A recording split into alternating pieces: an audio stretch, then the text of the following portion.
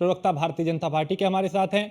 योगेश मिश्रा नेता समाजवादी पार्टी के हैं। वर्षा शाही मैनपुरी से हमारी संवाददाता इस वक्त हमारे साथ जुड़ चुकी हैं और अतुल शर्मा हाथरस से हमारे संवाददाता हैं। वर्षा, पहले मैं आपके पास आऊंगा क्योंकि आप मैनपुरी में हैं, आश्रम के भीतर भी गई, आश्रम के बाहर भी रही, लोगों से बात भी की। इस बाबा की अब असलियत क्या समझ में आती है? क्योंकि सत्ता पक्ष और विपक्ष तो अभी मौन है इस बाबा को लेकर, लेकिन क्या कुछ अभी अपडेट इस पूरे घटनाक्रम को लेकर बाबा से जुड़ा आपके पास?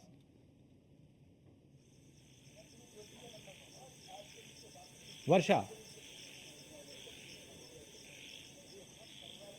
ठीक है, वर्षा तक अभी आवाज नहीं पहुंच रही, लेकिन योगेश भाई, मामला इतना गंभीर, 121 122 लोगों की जान चली गई और समाजवादी पार्टी के वरिष्ठ नेता ये कहते हैं कि हादसा है, हादसे तो होते रहते। आदरणीय राजेश जी, प्रदेश में जिसने भी सुना या देश में जिसने भी इस हादसे के बारे में सुना, सबकी आंखें नम थी उस दिन और लगातार वो देख जा रहे थे और वो जो तस्वीरें आ रही थी उससे दिल दहला दिया उसने। लेकिन सबसे बड़ी समस्या ये है कि जब उन्होंने, आप जिस स्टेटमेंट की बात कर रहे हैं, उन्होंने कहा कि जांच चल रही है और जांच में जो दोषी होगा उसको, जब ड्यूरिंग जांच में कोई उन्होंने स्टेटमेंट नहीं दिया। हम तो एक समाजवादी पार्टी सीधा सीधा सवाल कर रही है कि आखिर ऐसा क्या हो गया कि बाबा जी को कुर्सी का इतना वो क्या पत्थर दिल क्यों हो गए कि वो सीधा सीधा एक्शन लेने पे घबरा रहे हैं? क्यों? कौन जिम्मेदार है इसका?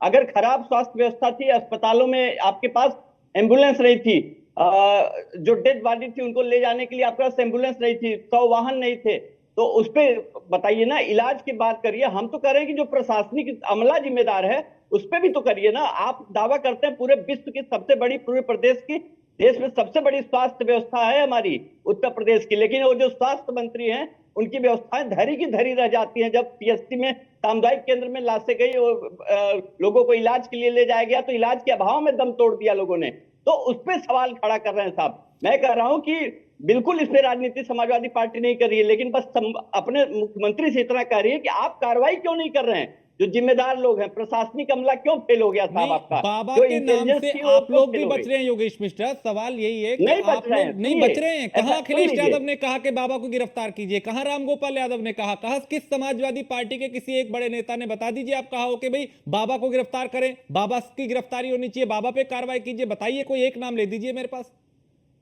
तो मुख्यमंत्री जी की क्या मजबूरी आ रही है? मुख्यमंत्री जी क्यों नहीं कह रहे हैं कि बाबा को गिरफ्तार करें? मुख्यमंत्री जी को क्या लाभ है? उनसे उनका पूछूंगा, मैं उनसे भी पूछूंगा यही बात योगेश भाई जो आपसे पूछी है। मैं अभी जपेंद्र भाई से भी ये पूछूंगा कि भाई आपके नेता भी क्यों बाबा को बचा रहे हैं, ये नाम क्यों नहीं ले रहे। लेकिन पहले मैं आपका विजन तो जान लूं। सुनिए, हाँ, आदरणीय राजेश जी, इस वोट बैंक के लिए बाबा जी क्या मुख्यमंत्री पत्थर दिल हो गए हैं क्या जी? वो बाबा को बचाने के लिए इतनी बड़ी घटना घटती है और बाबा जिम्मेदार नहीं है? जिसने परमिशन दी, जिस जिलाधिकारी, उप जिलाधिकारी ने, जिस थाना अध्यक्ष ने परमिशन दी, वो उसको अंदेशा नहीं था क्या? पुलिस प्रशासन व्यवस्था नहीं थी क्या? केवल बाबा के बाउंसरों के भरोसे में आपने इतनी बड़ी व्यवस्था छोड़ दी। ठीक है, मैं आता हूं। अभी सवाल तो कुछ और भी है, लेकिन जपेंद्र आपकी बात पे कुछ कह रहे हैं। वर्षा, फिर मैं आपके पास आता हूं। की जिम्मेदार है। ठीक है, जपेंद्र कुछ कह रहे हैं। जपेंद्र जी, सबसे पहले तो अंधविश्वास की भेंट चढ़े इन निर्दोष नागरिकों को श्रद्धांजलि। सरकार खामोश नहीं है। उत्तर प्रदेश के मुख्यमंत्री योगी आदित्यनाथ जी ने जांच के आदेश दिए, खुद घायलों से मिलने अस्पताल में गए, खुद वो पूरे मौके पे मॉनिटरिंग कर रहे हैं, एक एक पल की खबर ले रहे हैं और उन्हीं के आदेश से जो है धरपकड़ शुरू हुई है और उसकी जांच के आदेश दिए गए।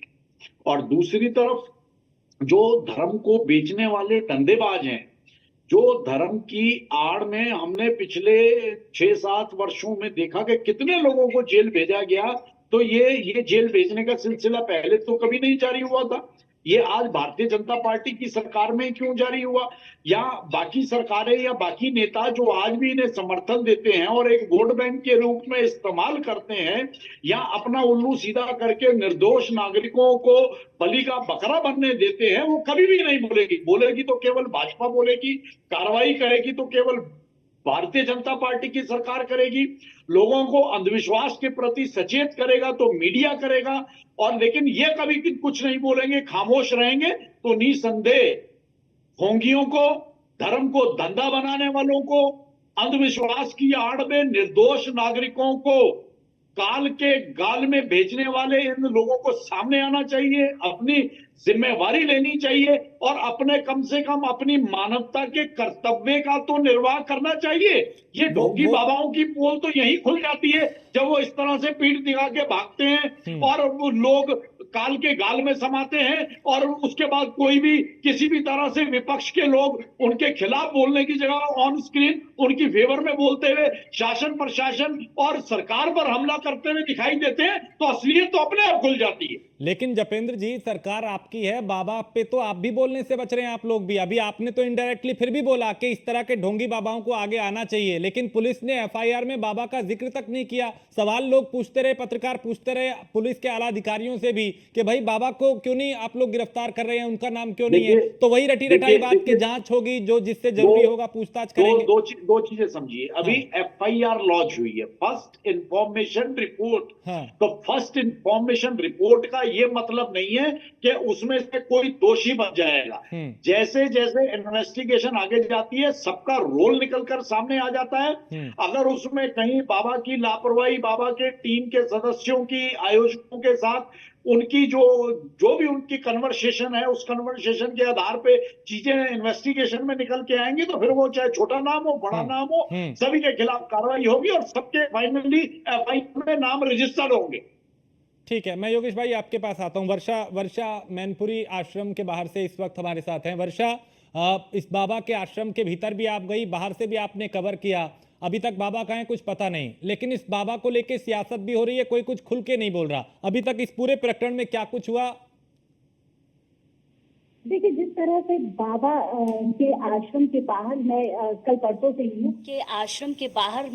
कल परसों से ही हूँ और उसके अलावा जो हाथरस की घटना हुई उसको लेकर तरह तरह की राजनीति की जा रही, चाहे वो पीडीओ वोट बैंक हो और या फिर उसके बाद मुख्यमंत्री पर इल्जाम लगाए जा रहे हैं कि आखिर बाबा को क्यों नहीं पकड़ा। लेकिन बाबा के नाम से केवल मुख्यमंत्री नहीं, हर कोई साइलेंट है, हर तरफ से साइलेंट दिख रहा है।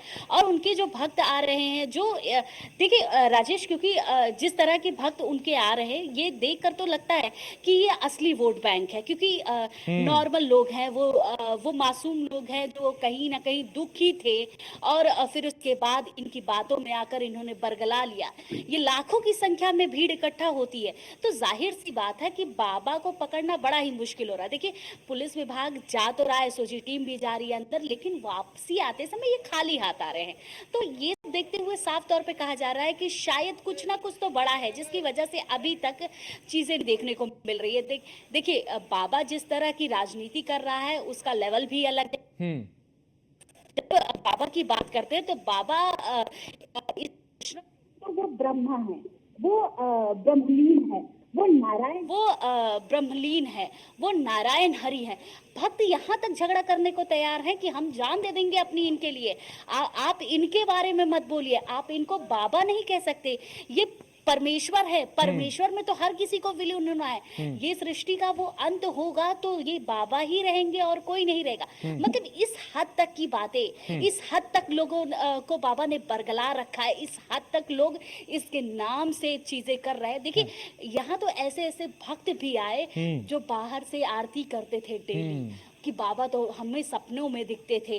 बाबा की आश्रम के बाहर की रज अपने माथे पर लगाकर जी, वो तस्वीरें भी हमने देखी। जपेंद्र कुछ कह रहे हैं, मैं आता हूँ वर्षा। जपेंद्र जी, देखिए, ये सिवाय मैनिपुलेशन और अंधविश्वास के अलावा कुछ नहीं है। हमने आसाराम बापू जी को भी देखा, राम रहीम भी देखे और एक दो और भी बाबाओं का हमने हाल देखा। तो ये सब मैनिपुलेटिंग लोग होते हैं, अंधविश्वास को बढ़ावा देने वाली चीजें होती है। जब इनका भंडा फूटता है और जब सच्चाई सामने आती है तो दूध का दूध और पानी का पानी हो जाता है। आम जनता तो बेचारी सिर्फ इस आस में कि शायद कोई शिव भक्ति वाले महात्मा हो, उनकी भक्ति हो जाए, तो जिनके पास भक्ति होती है, शक्ति होती है, वो इस तरह से दिखावा नहीं करते और इस तरह से आडंबर नहीं करते।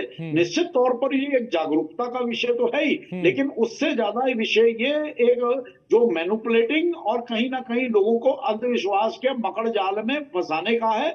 हम कल देख रहे थे तो सभी नेशनल चैनल्स पे जब ये विषय चल रहा था तो हाथरस और हाथरस में के आसपास के गांवों के जो लोग वहां मौजूद थे, तो मैक्सिमम लोगों का ये मानना था कि ये सिवाय अंधविश्वास के कुछ नहीं है। ये हम नहीं कह रहे हैं, वहां की स्थानीय जनता, आप वहां सर्वे भी करा ले कि ये सिवाय अंधविश्वास के कुछ नहीं है, कोई भक्ति नहीं है, कोई शक्ति नहीं है, ये सिर्फ एक मैनिपुलेटिंग गेम है। तो ये वहां के क्षेत्र के वो ग्रामीण भी मानते हैं, जिन ग्रामीणों को हम ये समझते हैं कि शायद इन्हें समझ नहीं है या कम समझ है, ऐसा नहीं है। बहुत से लोग जानते हैं, हकीकत जानते हैं। अब लोगों को ऐसे मकड़ जाल और ऐसे अंधविश्वास से बाहर निकालने की आवश्यकता। लेकिन ये भी तो सच है ना कि इन बाबाओं के पीछे एक बहुत बड़ा वोट बैंक होता है और वही राजनीतिक पार्टियां चाहती हैं कि भाई बाबा जिस फेवर में हो गए पार्टी के पक्ष में वही वोट बैंक आएगा, इसलिए इस तरह के बाबाओं पे हाथ डालने से भी डरती है पार्टियां।